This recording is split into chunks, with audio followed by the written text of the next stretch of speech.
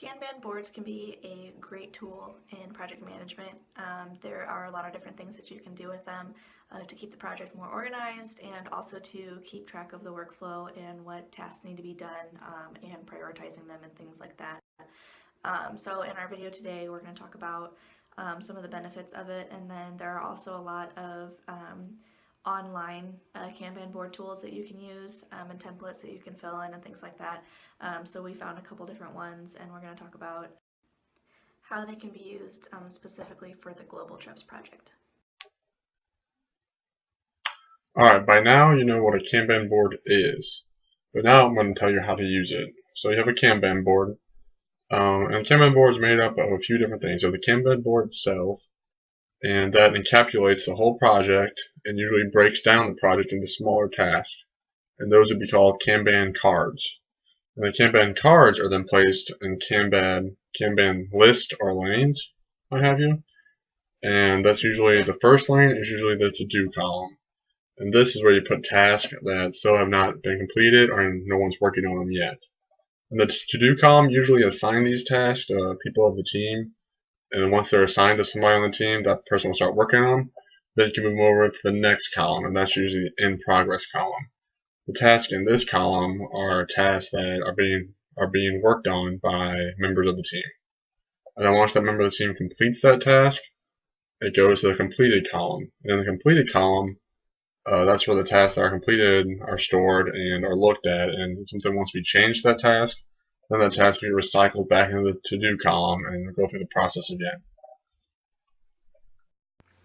Hello everyone, I will be discussing about the use of Kanban tools that best fit our scenario.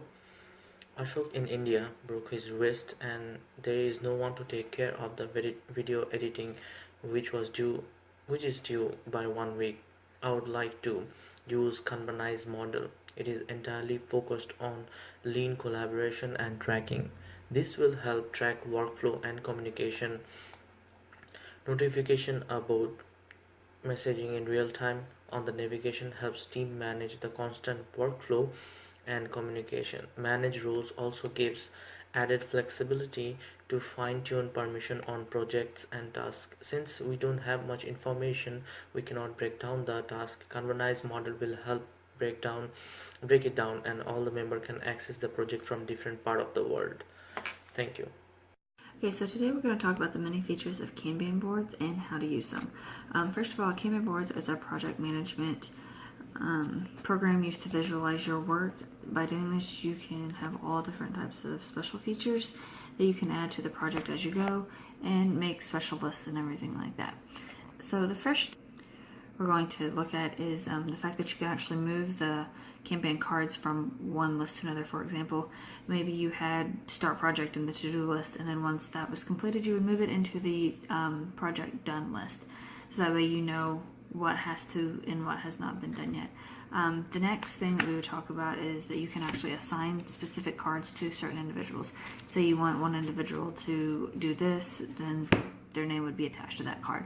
The next person would be attached to a different card for a different part of the project, and so on and so forth.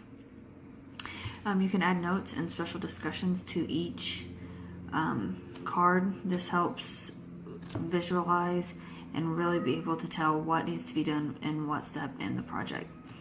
You can attach checklists to each individual card. This will help the people involved in the project get a clearer visual. That way they know exactly what to do, and as they do it, they can go ahead and check it off.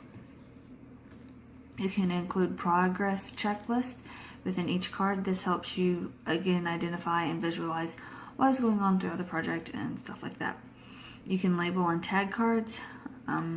You can put due dates on certain cards whenever you want it specifically done.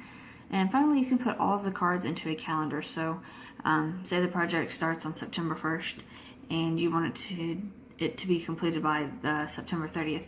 You can actually lay out the entire project onto a calendar, so that way whenever it is finished and each day goes by, you can see where you need to be at for the specific project and what tasks you still need to complete.